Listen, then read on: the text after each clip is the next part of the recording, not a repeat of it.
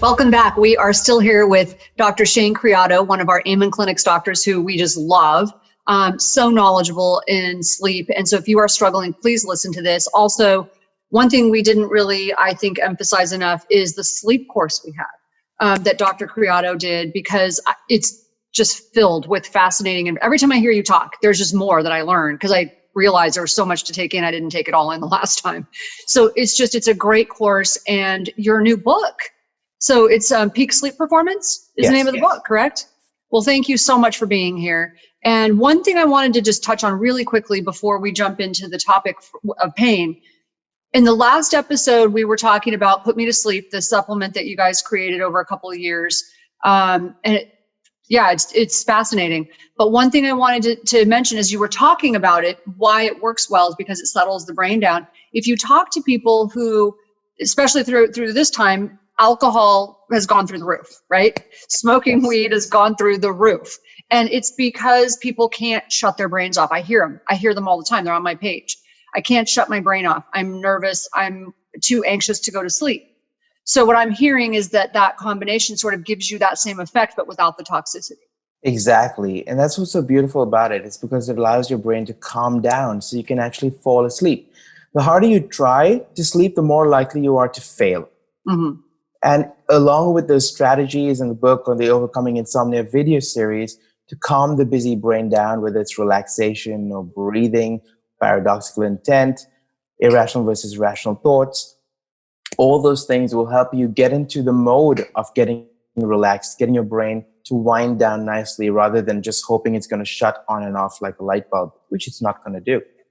Right. So we're going to have links to Put Me to Sleep, to Dr. Creado's new book, to the course at Amen University. But what did you learn in the first podcast? Please post it on any of your social media sites, take a picture, send it to us. Also, leave comments, questions, concerns. And if you leave a review for the Brain Warriors Way podcast, then we'll enter you into a drawing for Tana's cookbook, the Brain Warriors Way cookbook, or if you'd rather, have the End of Mental Illness, my book. So we love reviews. So let's talk about pain. And it is just such a huge problem. I mean, a lot of us, as we get older, we have issues with pain. I know for me, I take omega-3 fatty acids, I take brain curcumins and SAMe, and my knees don't hurt. I hurt my knees playing football in college, intramural football in college. And so I have chronic knee pain if I'm not taking my supplements. Or I also notice if I eat sugar, that pain levels go up. But, you know, people who've been in accidents, people who've had surgeries, the issue of chronic pain is huge and clearly can have an impact on sleep. Yeah, no, I have a back problem as well. And what I noticed through the quarantine, I made sure I exercised, took my supplements, but because finding the food you normally eat was a little different. We didn't have the exact, food we normally eat at our disposal and fingertips initially.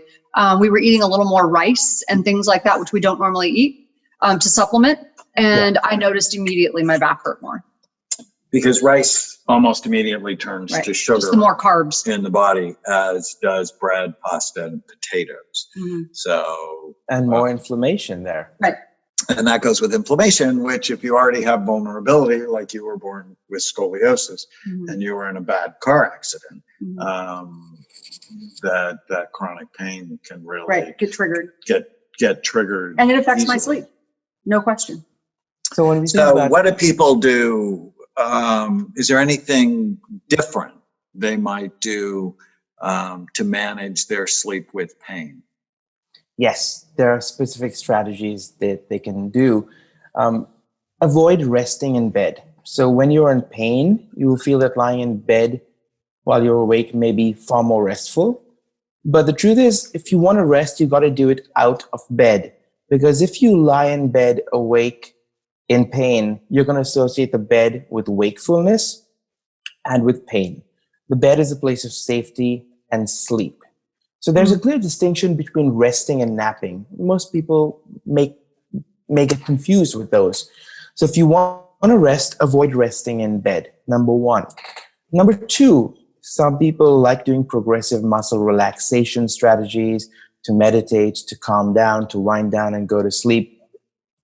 But you might want to use a modified technique if you've had an injury, because tensing up the muscles and relaxing them in a painful region may worsen your pain and inflammation and consequently affect your sleep. So you can avoid tightening the muscles too much, or choose a different relaxation technique, like breathing or just guided imagery or other strategies. A lot of people with pain might be afraid of sleeping too soundly because they may wake up really stiff and painful. Morning stretching may be helpful for the stretching, for the soreness and the stiffness. But remember that if you don't get enough sleep, then you will feel less alert, more lethargic, and your sensitivity to pain will be increased. So if someone is well rested and they perceive their pain to be 5 out of 10, if 10 is the worst, if they're not well rested, they might perceive that same pain to actually be 8 or 9 or 10 out of 10. That's dangerous because they might require higher doses of pain medications or muscle relaxants. But we also know muscle relaxants can worsen your incidence of sleep apnea. Opioid pain medications are devastating to the brain. They can worsen the risk of central sleep apnea. So the more sleep you get, the more pain tolerance you have, the less doses of those harmful medications you need to take. Mm-hmm. The timing of physical activity is also important. So stretching before bedtime, but not vigorous exercise before bedtime. And the amount of physical activity. So if you're in a PT program because of an injury, do it several hours before your desired bedtime. You'll be able to sleep better.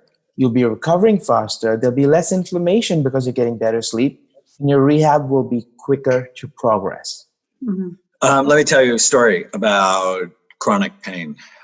So I first got interested in it when I first started doing SPAC. A police officer, his name was Steve, was admitted to the hospital after a suicide attempt. And I was really fond of him. He had had 6 back surgeries after 2 car accidents where he was involved in chases, where he was chasing the bad guys. And he said, I just could never get away from the pain.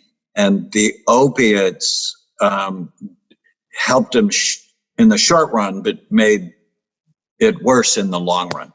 And when I scanned him, his cingulate gyrus was the hottest I'd ever seen to that point. And when your anterior cingulate, it's in the frontal lobes, deep in the middle, is overactive, people tend to get stuck on negative thoughts and negative behaviors. And what I did is I put him on an SSRI to calm it down, I think Prozac at the time. And he felt so much better. And what he said that was really interesting, he said, I still have pain, but I don't think about it all the time. So the obsessional quality with the pain went down. So now I might put him on serotonin mood support or on happy saffron, but the 5-HTP in Put Me to Sleep really helps that obsessional quality. We often say it's like you have a little mouse in your head on an exercise wheel and the mouse can't get off. It's just going over and over and it's really angry and it's screaming at you. And, often people get the mouse drunk or they get the mouse stoned as a way to shut it up. But there are other strategies that can help. I've often thought about, in relationship to what you're talking about, if you think about something, because I've experienced a lot of pain for various reasons, but you can be, it's almost impossible not to focus on it when that's what you're, when that's all you're sort of have right then. You're focused on the thing that is requiring the most attention. And so if you notice, like I've heard a lot of people say this when talking about pain, all of a sudden they get distracted by something. Their kid comes in the room, gives them a big hug, or has a problem, and they forget the pain temporarily. So like, it's not like it's gone, but it's just, you're not focused on it. So it would seem to me like doing things that would switch your focus would be very helpful. Yes. That's observer bias, right? So the more you focus on something, the more amplified it becomes. So distraction techniques, coping strategies, understanding that there are ways in which you can help with pain and with injuries.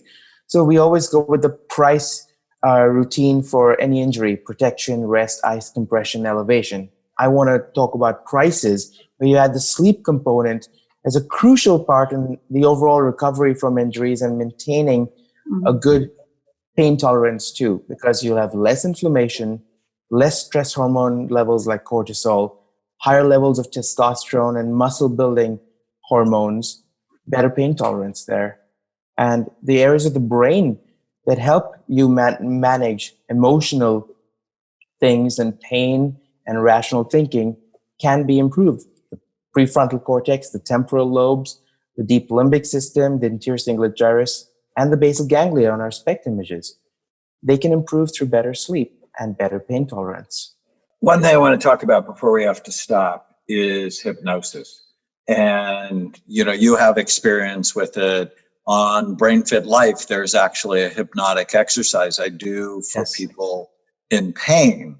And so ultimately, pain is experienced in your brain, and calming the anterior cingulate along with the insular cortex, which is between the frontal lobes and the temporal lobes. That's often where pain is experienced. That when that's high, people have this high sense of angst and unhappiness. So angst is actually the best word to think of for the anterior insular, that putting someone in a hypnotic trance and giving them helpful suggestions to turn off the pain can actually be helpful. Do you have any experience with that?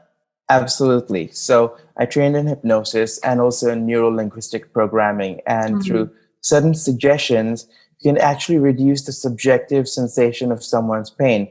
I once did a fun exercise with a patient who had overeating, and she felt like she had eaten a burger after the session. And the person is still awake and they're completely in control. And you can reduce the pain in actual time. You fill out a pain form before the session and after the session. And most of the time, it's reduced by over 50% within 20 minutes. I didn't know you did NLP. I'm fascinated. I love NLP. I love it. I think it's a powerful, powerful technique. Very powerful. Yeah. Yeah, no, he's one of us. That's all right. Awesome. When we come back, we're going to talk about sleep and work performance. I mean, your new book is on peak performance, peak sleep performance, the cutting edge sleep science that will guarantee a competitive advantage that you can get on Amazon, or Overcoming Insomnia at Amen University. It's just spectacular. If you're having trouble with sleep, this can help optimize your sleep for the rest of your life. It's a great investment. Also, you can get Put Me to Sleep on brainmd.com. Stay with us. If you're enjoying the Brain Warriors Way podcast, please don't forget to subscribe so you'll always know when there's a new episode. And while you're at it, feel free to give us a review or 5-star rating, as that helps others find the podcast. If you're considering coming to Amen Clinics or trying some of the brain healthy supplements from BrainMD, you can use the code podcast10 to get a 10% discount on a full evaluation at amenclinics.com, or a 10% discount on all supplements at brainmdhealth.com. For more information, give us a call at 855-978-1363.